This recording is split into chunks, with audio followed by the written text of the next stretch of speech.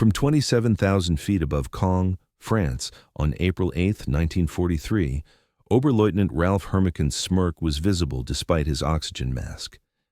Through the crystal-clear canopy of his Focke-Wulf 190A5, he observed the awkwardly shaped silhouettes laboriously ascending toward his formation. A seasoned ace from Jagdgeschwader. 26, Hermiken studied the American fighters as they made their combat premiere over occupied Europe. "The armies of our enemy have dispatched flying milk bottles," he radioed to his wingman, unable to contain his amusement at the sight of the huge Republic P-47 Thunderbolts struggling to gain altitude. Below them, 16 P-47C Thunderbolts from the 4th Fighter Group ascended in a tight formation. Their 2,000 horsepower Pratt & Whitney R2800 double Wasp engines strained against the 7-ton weight of the aircraft. To German pilots who were used to the graceful Spitfires and agile Soviet fighters, these bulky American planes seemed almost comical with their barrel-shaped fuselages, greenhouse canopies, and wings that appeared disproportionately small for their massive bodies. Their propellers were larger than anything in the Luftwaffe's arsenal. However, Hermiken and the other German pilots circling like predators above were unaware that they were witnessing the arrival of a weapon that would systematically dismantle the Luftwaffe's fighter force. In just 18 months, these flying milk bottles would go from being objects of ridicule to instruments of fear, their 8 Browning machine guns producing the most dreaded sound in German skies. The destructive potential was already engineered into those wide wings. They carried 3,400 rounds of ammunition, capable of a combined firing rate of 6,000 rounds per minute, enough firepower to tear a Messerschmitt in two in under 2 seconds.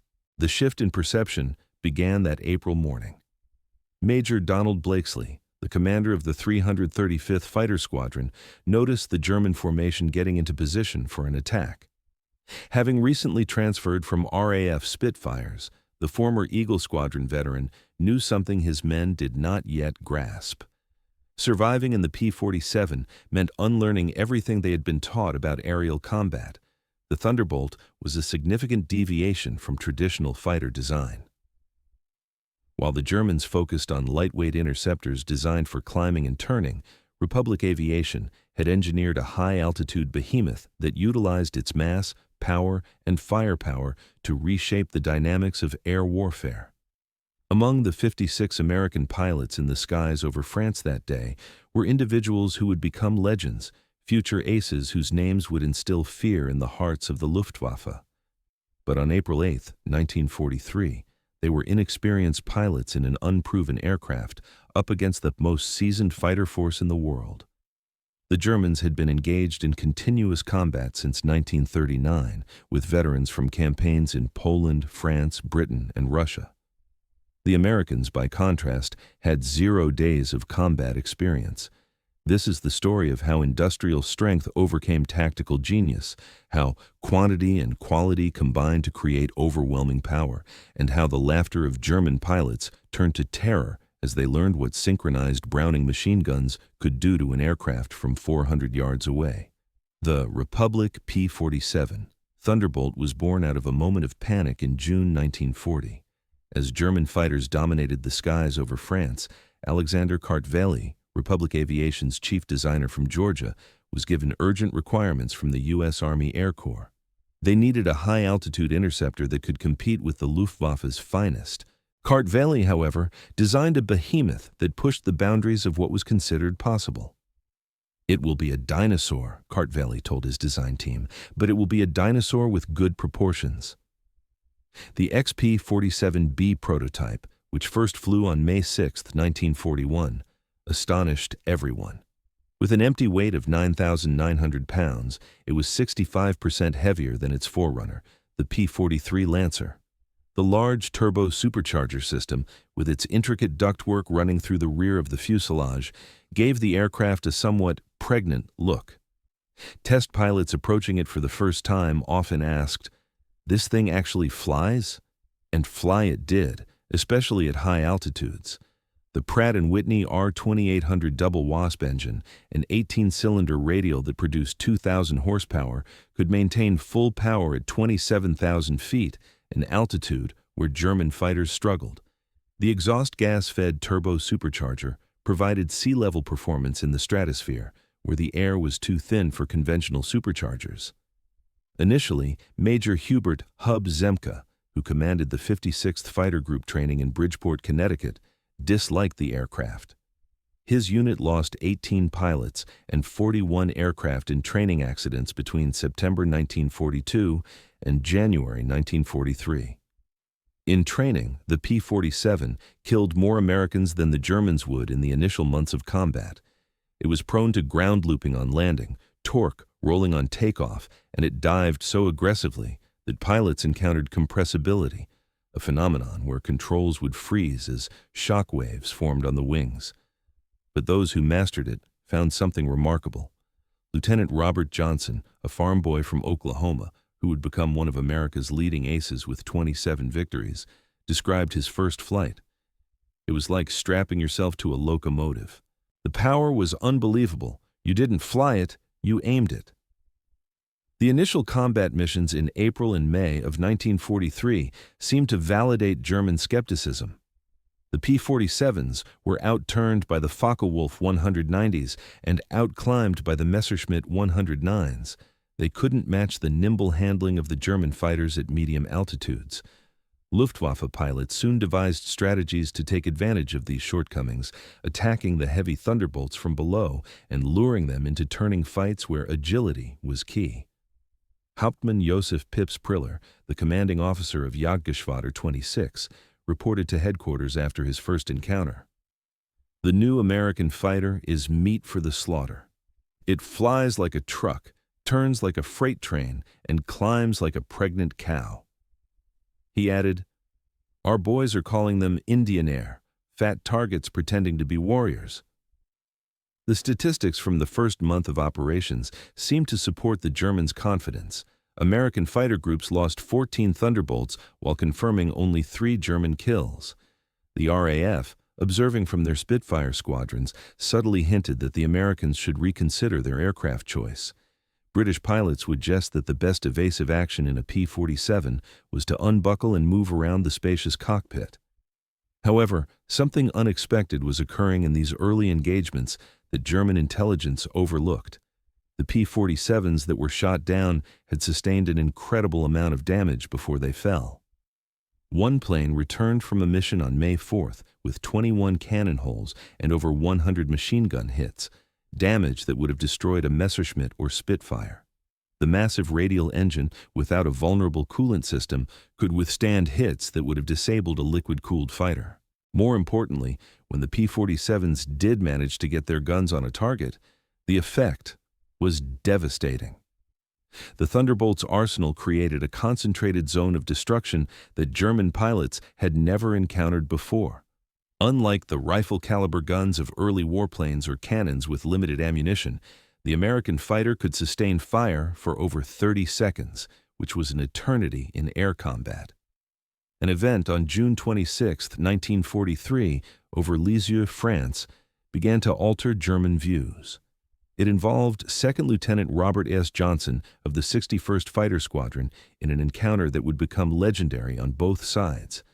Johnson's formation of 48 P-47s was returning from escort duty when they were attacked by 16 Focke-Wulf 190s from 2 JAG-26, led by Hauptmann Wilhelm Ferdinand Galland, the younger brother of the famed Adolf Galland.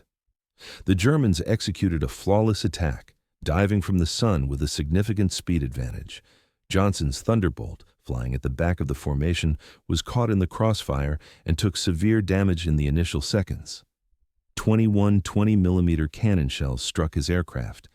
The canopy shattered, hydraulic fluid filled the cockpit, the engine cowling was ripped off, and a fire started behind the instrument panel. Wounded in the nose and leg by shrapnel, Johnson tried to bail out, but found the canopy was stuck. A 20mm shell had exploded in the canopy track, welding it shut. He was trapped in a failing aircraft at 27,000 feet. What transpired next challenged all expectations of combat durability. Despite having no forward visibility through the oil-smeared windscreen, a barely operational engine that shook violently, and intermittent control response, Johnson managed to level the aircraft and head toward England. The P-47 kept flying with damage that would have turned any other fighter into wreckage.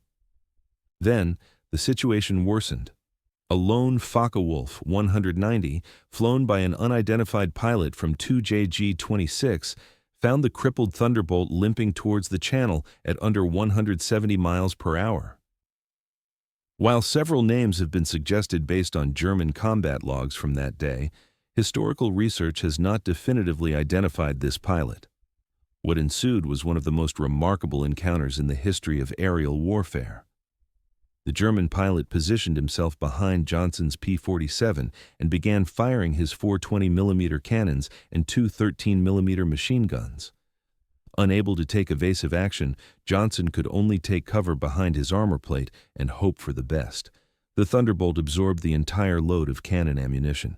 The German pilot then repositioned and fired again, this time with only his machine guns. With his cannon ammunition spent, the German pilot flew alongside Johnson's aircraft, looking in astonishment at the flying wreck. Johnson could clearly see his face, young, blond, with an expression that shifted from confidence to confusion, and then to something close to fear. The German pilot repositioned and fired all his remaining machine gun ammunition into the Thunderbolt, yet it continued to fly. He pulled alongside once more, shook his head in apparent disbelief, gave an informal salute, and flew away, likely out of ammunition.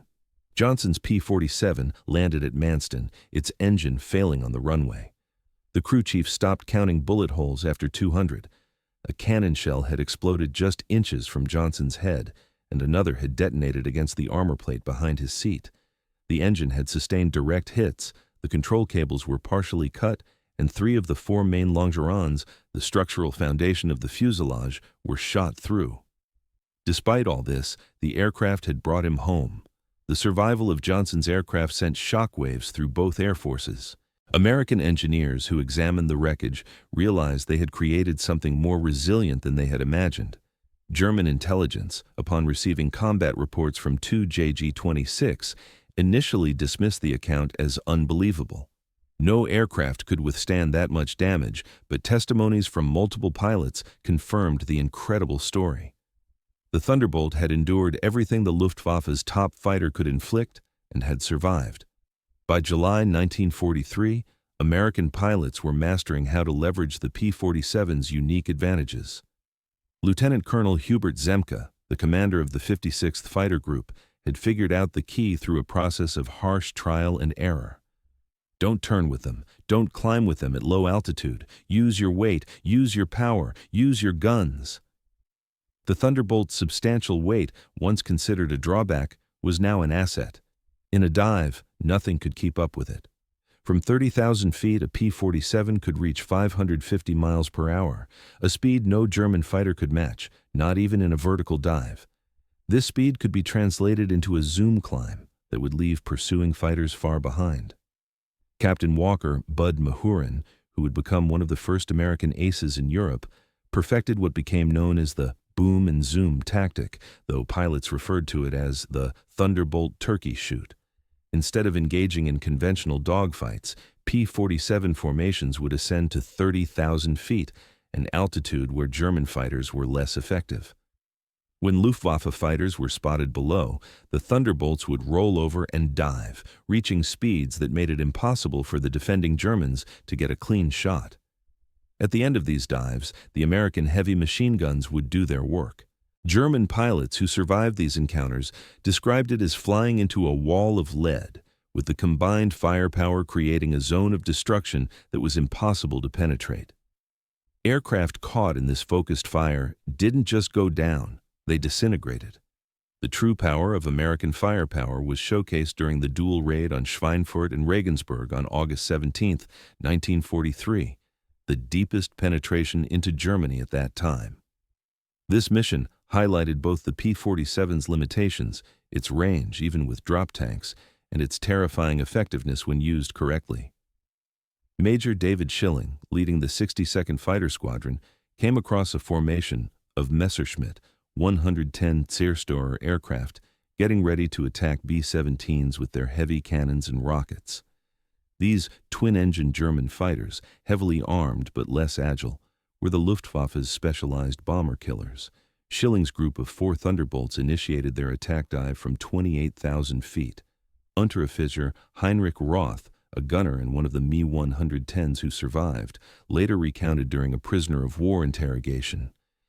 "The American fighters came down like hammers from heaven. I opened fire at 800 meters, good hits. I saw them strike the fighter's wing. The P-47 didn't even wobble. Then he fired. The aircraft ahead of us simply came apart, not shot down, destroyed.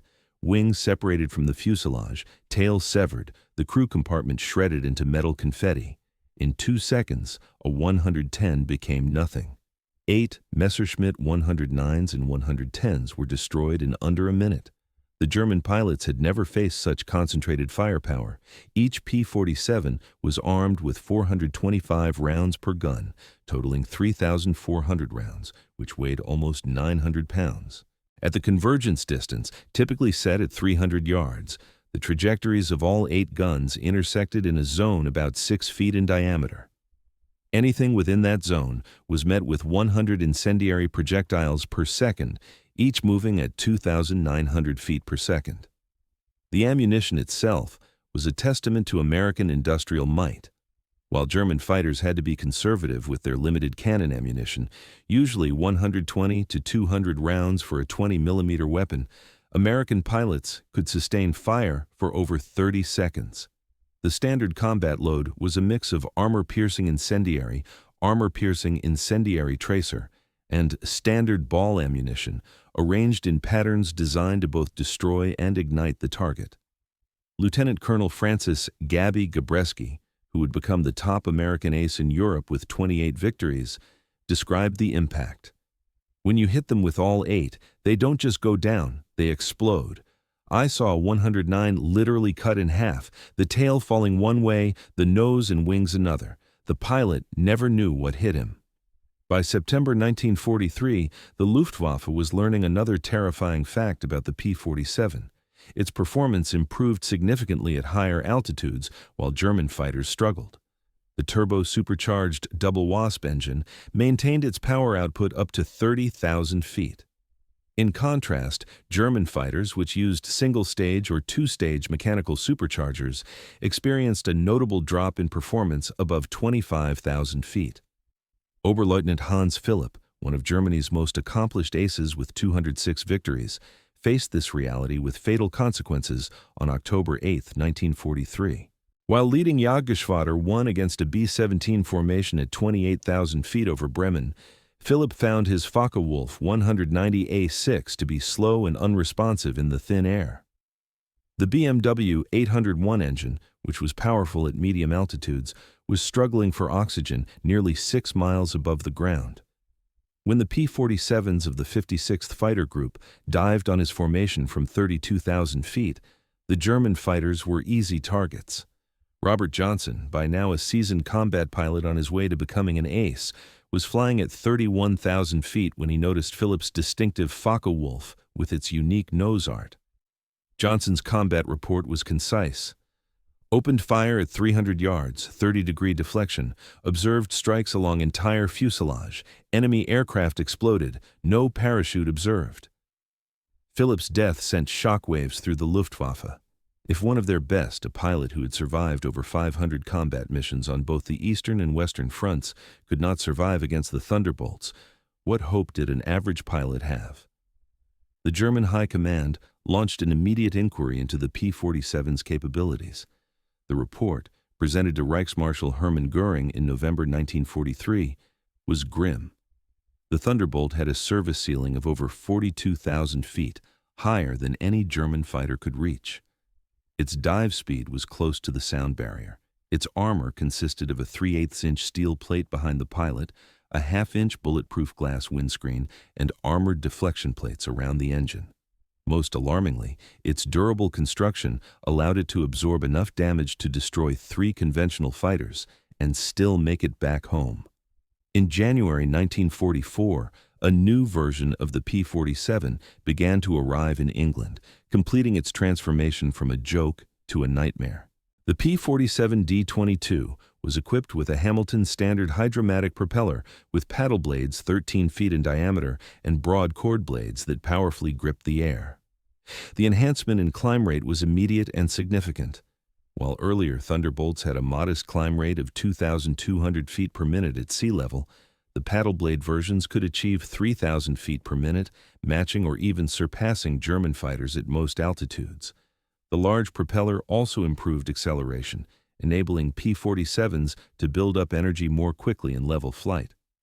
Hauptmann Heinz Knoke of Jagdgeschwader 11, a veteran of over 200 combat missions, encountered the new variants in February 1944 during a bomber interception near Hanover.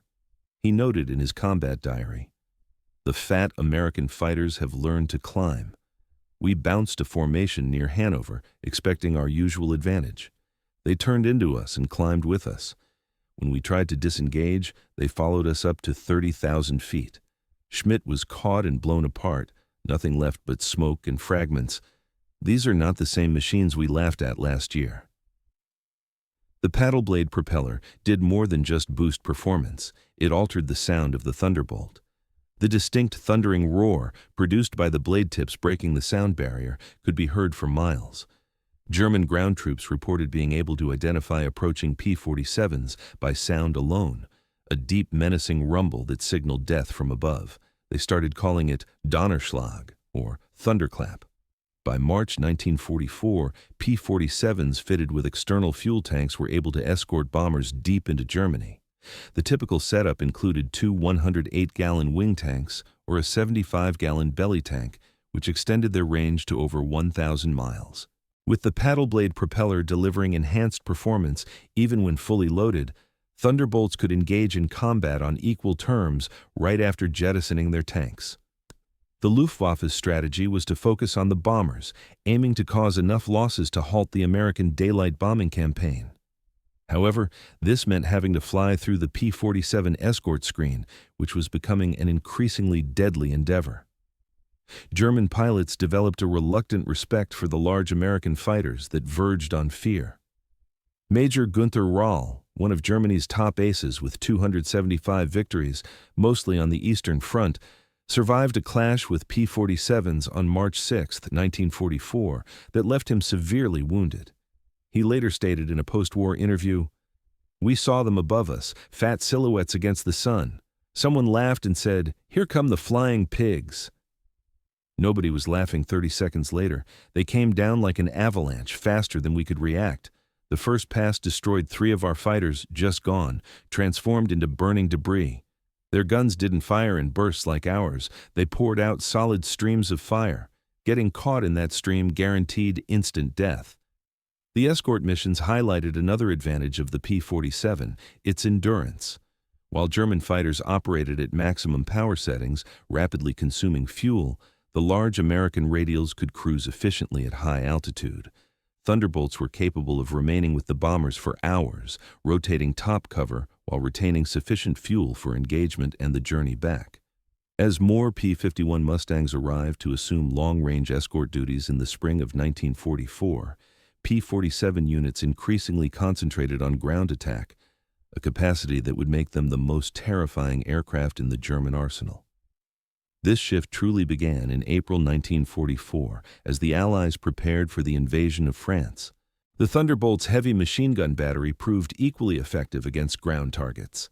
Its standard armor-piercing incendiary ammunition could penetrate the top armor of the majority of German vehicles, while the sheer volume of fire could obliterate soft targets in a matter of seconds.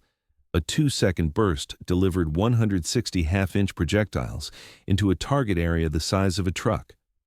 However, the addition of bombs and rockets transformed the P-47 into a genuine multi-role menace. The D-25 variant was able to carry 2 1,000-pound bombs beneath the wings and a 500-pound bomb under the fuselage, a bomb load equivalent to medium bombers from the early war period. Later variants incorporated zero-length rocket stubs for 10 5-inch high-velocity aircraft rockets, HVARs, each comparable to a 105 mm artillery shell. Oberst Hans von Luck, commanding the 125th Panzer Grenadier Regiment during the Normandy campaign, personally experienced P-47 ground attacks. They came in low, so low you could see the pilots' faces, he recalled. The sound was terrifying, engines roaring, rockets screaming. He continued, then the hammer of those heavy machine guns. A column of our trucks simply ceased to exist. 20 vehicles were transformed into burning wreckage in a single pass. The psychological effect on the men was devastating, he said. The German soldiers called them Jabos, or fighter bombers. But these were something beyond that, von Luck stated. They were flying artillery with the accuracy of snipers. On June 6, 1944, the Luftwaffe realized just how completely the balance of power had shifted. More than 500 P-47s provided air cover for the invasion, creating an impenetrable umbrella over the landing beaches. German fighters attempting to reach the landing zones were massacred. Oberleutnant Wolfgang Fischer of Jagdgeschwader, one of only 3 German pilots to reach the beaches that day, reported that the sky belonged to the Americans. Thunderbolts were stacked from sea level to 30,000 feet, he explained. We tried to break through at dawn. 12 fighters from our group. I was the only one to return. He added, the P-47s were waiting at every altitude. You couldn't climb over them, couldn't dive under them. Their guns turned our fighters into aluminum rain. In the weeks following D-Day, P-47s systematically destroyed German movement in daylight. The resulting statistics were staggering. In June alone, 9th Air Force Thunderbolts claimed 651 locomotives, 3,847 trucks, 512 tanks and armored vehicles, and 4,553 horse-drawn vehicles destroyed. This forced the Wehrmacht to move only at night, severely hindering their ability to counter Allied advances. The Germans attempted every countermeasure to the Thunderbolt threat. They reinforced vehicle armor, deployed more anti-aircraft guns, and developed new camouflage techniques. Nothing succeeded. The P-47's combination of speed, armor, and firepower made them nearly unstoppable. Even the formidable 88mm flak guns struggled to track the fast-moving fighters at low altitude. While wreaking havoc in Europe, the P-47 was simultaneously demonstrating its value in the Pacific theater. The 348th Fighter Group, operating from New Guinea, discovered that the Thunderbolt's qualities were ideally suited to the vast distances and harsh conditions of the Pacific War. Colonel Neil Kirby, commanding the 348th, developed tactics specifically for the Pacific theater. On October 11, 1943, Kirby led 4 P-47s against 40 Japanese aircraft over Wewak, personally shooting down 6 enemy planes in a single mission, an achievement that earned him the Medal of Honor. The Japanese, accustomed to engaging nimble but fragile American fighters, were unprepared for the P-47's combination of firepower and durability. Japanese ace Saburo Sakai, who encountered P-47s over New Guinea, later wrote that, "We called them monsters."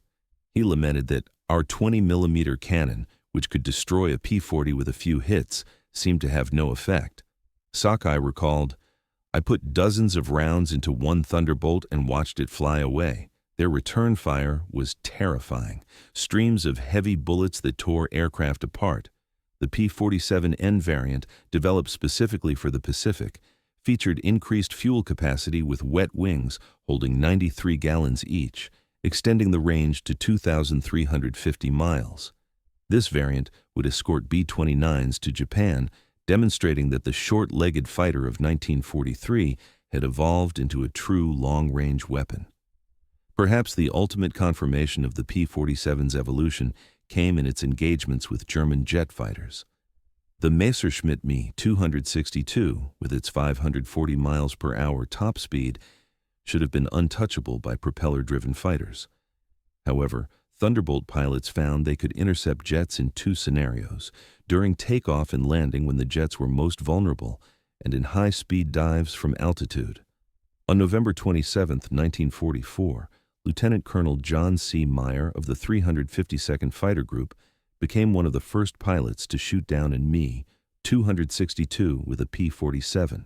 Diving from 28,000 feet, Meyer's Thunderbolt achieved speeds approaching 500 miles per hour, fast enough to catch the jet in level flight.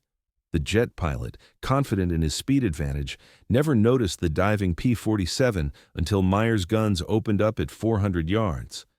Meyer's combat report noted, "The enemy aircraft disintegrated under fire. Large pieces, including both engines, separated from the fuselage. The pilot did not escape." He added, "The concentrated fire of 850 caliber guns proved more effective than we anticipated against jet aircraft." By early 1945, specialized P-47M variants were deployed specifically to counter German jets and V-1 flying bombs. With water methanol injection boosting power to 2,800 horsepower and refined aerodynamics, these ultimate Thunderbolts could reach 470 miles per hour in level flight at 30,000 feet, fast enough to intercept even jets under specific conditions. Major George Bostwick, commanding the 63rd Fighter Squadron equipped with P-47s, shot down two Me-262s in March 1945. His tactical report emphasized firepower over speed. "The jets are faster, but they can't turn and they can't take punishment," he stated. "One good burst from our battery and they come apart like they're made of paper. They have to slow down to attack bombers. That's when we get them." The ultimate display of American industrial capability was revealed during Operation Bodenplatte, the Luftwaffe's desperate attempt to annihilate Allied air power on January 1, 1945. Nearly 900 German fighters, including their best remaining pilots, launched surprise attacks on Allied airfields across Belgium and the Netherlands. At Y-34 Airfield near Metz, home to the 365th Fighter Group's P-47s, the attack initially succeeded. German fighters destroyed 22 Thunderbolts on the ground, along with several other aircraft.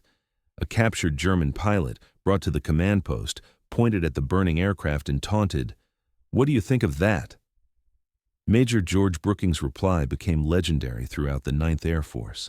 He gestured towards the flight line where ground crews were already moving damaged aircraft aside and preparing hard stands for replacements. "By tomorrow, we'll have 40 new ones," Brooking declared. "How long will it take you to replace your pilots?" The German pilot's smirk vanished.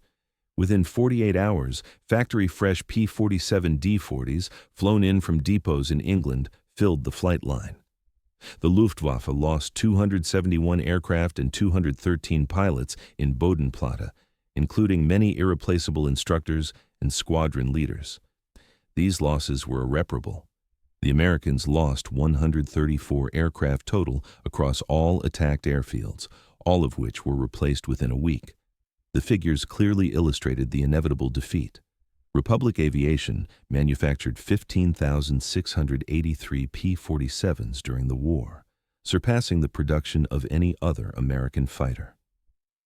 At its peak, the Farmingdale factory on Long Island finished one Thunderbolt every hour around the clock.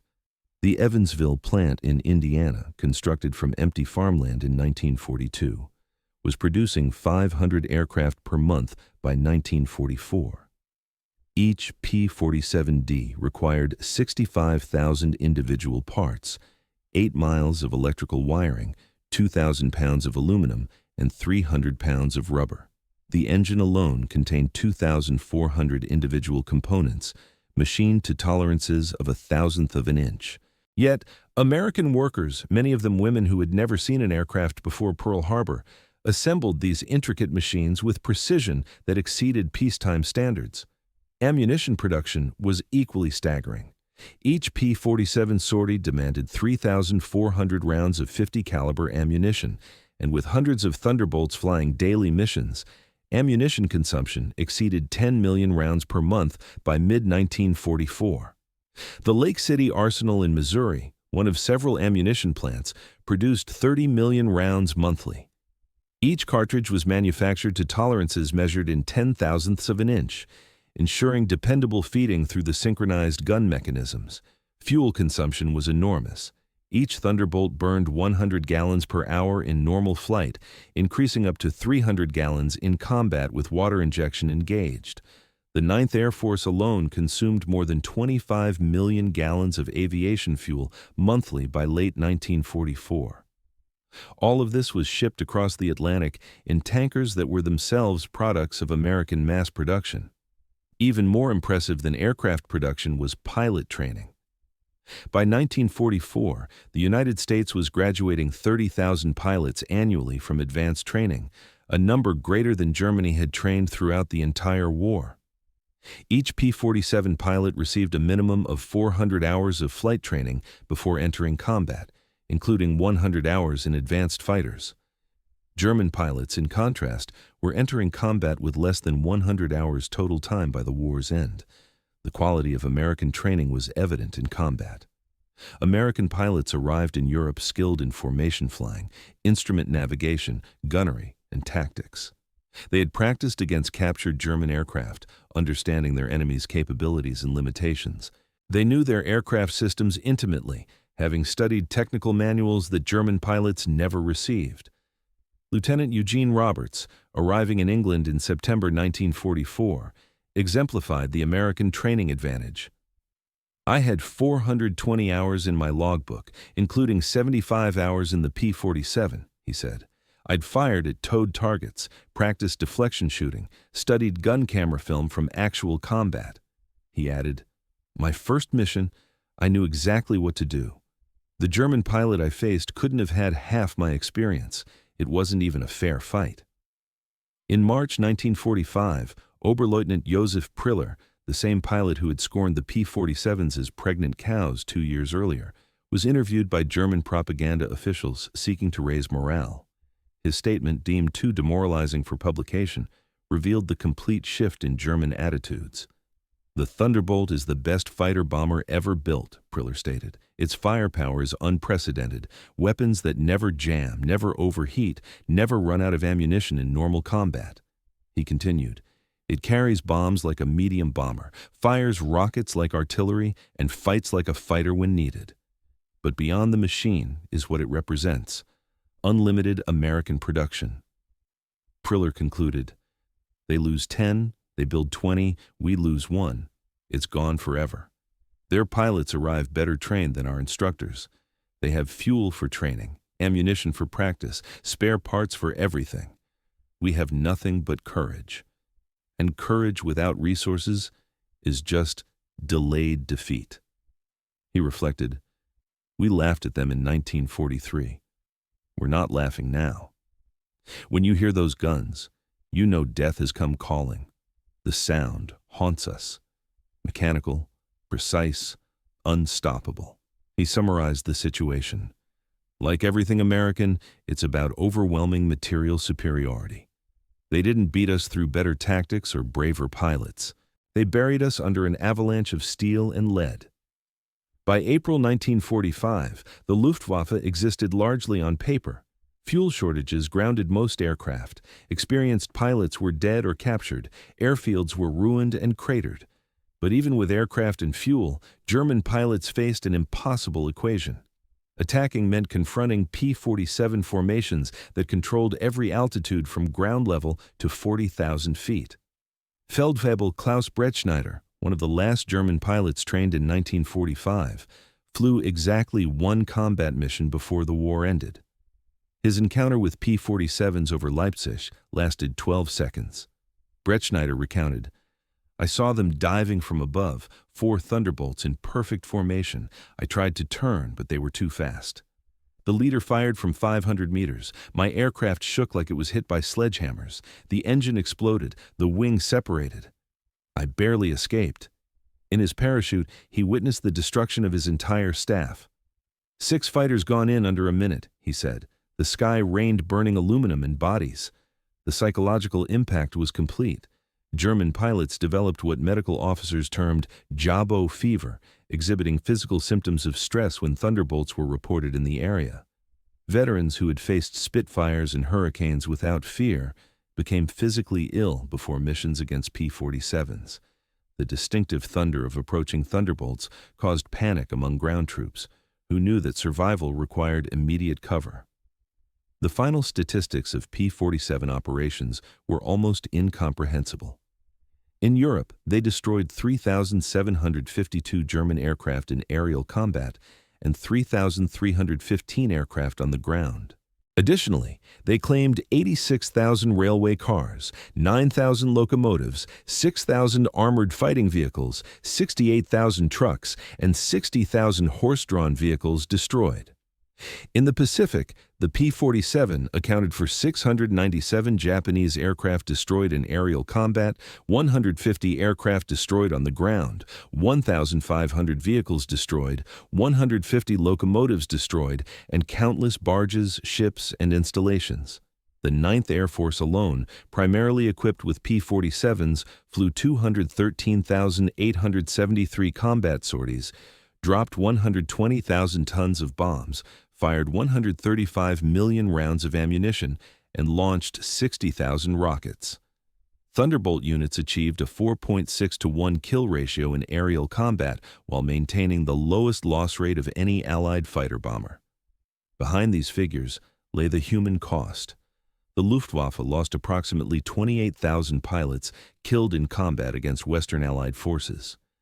Many of these fell to the concentrated fire of American heavy machine guns. Each loss represented years of training that Germany could never replace. By the end of the war, the average German fighter pilot had less than 30 hours of combat experience. The average P-47 pilot had more than 200. At the Luftwaffe Interrogation Center at Oberursel, captured Allied pilots were debriefed by German intelligence. The records, seized in 1945, revealed the Germans' evolving assessment of Allied aircraft. The file on the P-47, continuously updated throughout the war, showed a complete reversal of opinion. April 1943. Large, unmaneuverable fighter. Inferior to German types in all performance parameters except dive speed.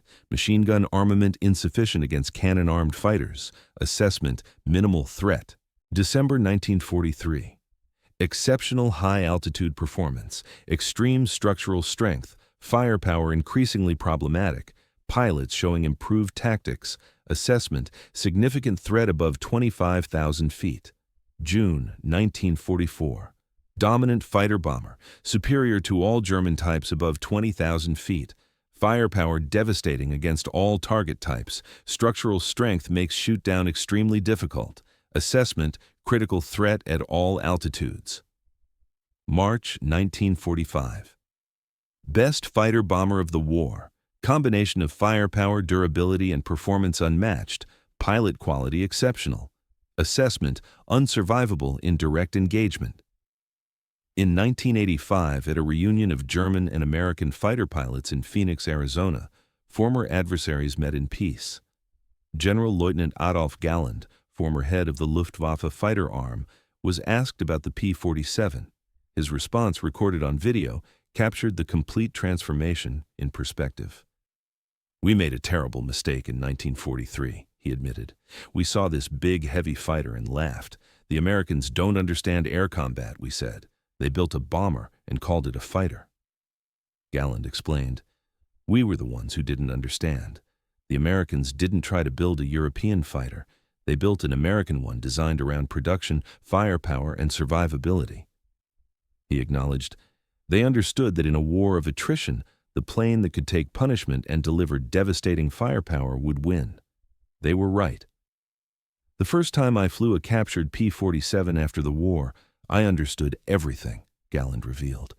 "The power was incredible. It climbed like it was falling upward. The cockpit was comfortable. The visibility excellent, the controls precise. It was a pilot's aircraft wrapped in armor," he added.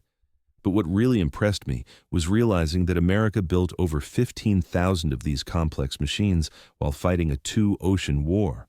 Each one required an engine more complex than anything Germany produced.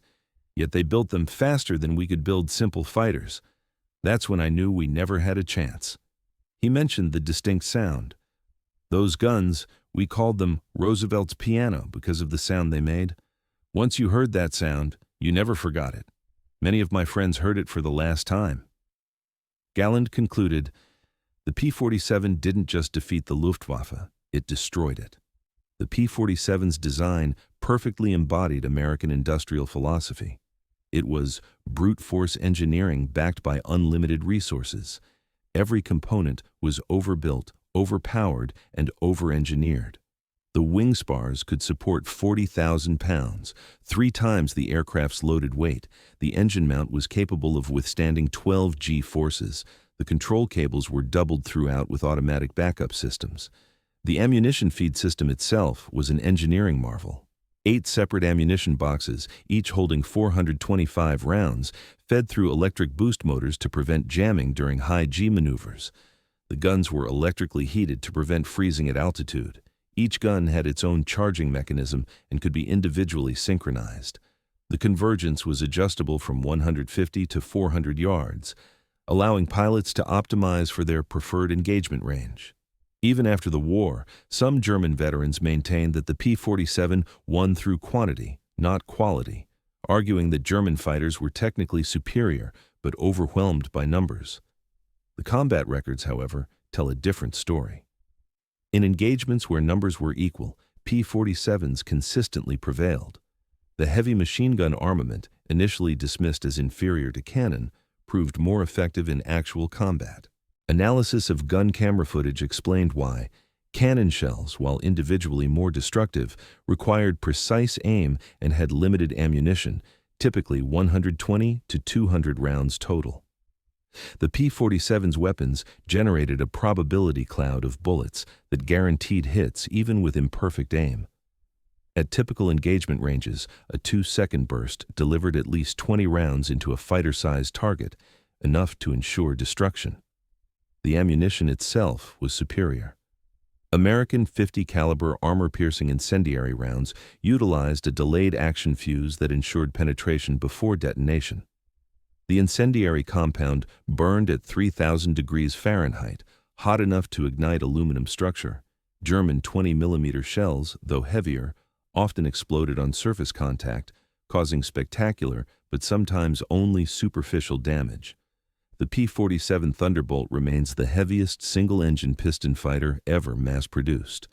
Its empty weight of 10,000 pounds exceeded the gross weight of some twin-engine fighters. Its engine produced more power than entire bomber formations from the previous war. Its weapons delivered more firepower than a squad of infantry. Yet, it was constructed by the thousands, flown by young men barely out of high school, and maintained under combat conditions by mechanics who learned their trade in weeks.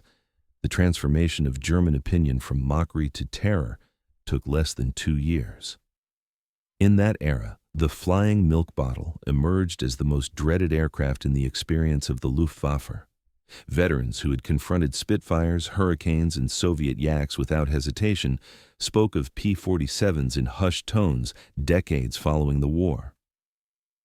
At the United States Air Force Museum in Dayton, Ohio, a restored P-47D is situated among other renowned fighters. Its placard details specifications and battle honors, but the authentic narrative is conveyed by a small display case. It holds spent .50 caliber shells and a strip of gun camera film depicting a Folly Wolf 190 disintegrating under fire. Beneath the display is a quotation from an unnamed German pilot extracted from a 1945 interrogation report. "We laughed when we first saw them," the quote states. "Fat, ugly American fighters that couldn't turn, couldn't climb, couldn't fight. We stopped laughing when we realized they didn't need to turn or climb. They just pointed those guns at you and you ceased to exist. The laughter died with our comrades." The P-47 Thunderbolt entered combat as a target of derision and concluded the war as an instrument of annihilation. In between, 8 synchronized Browning machine guns fundamentally altered the rules of aerial warfare. They buried the Luftwaffe beneath an avalanche of lead. German pilots had mocked the ungainly American fighter in April 1943. By May 1945, there were no German pilots left to mock. The thunder had spoken, and the sky belonged to America.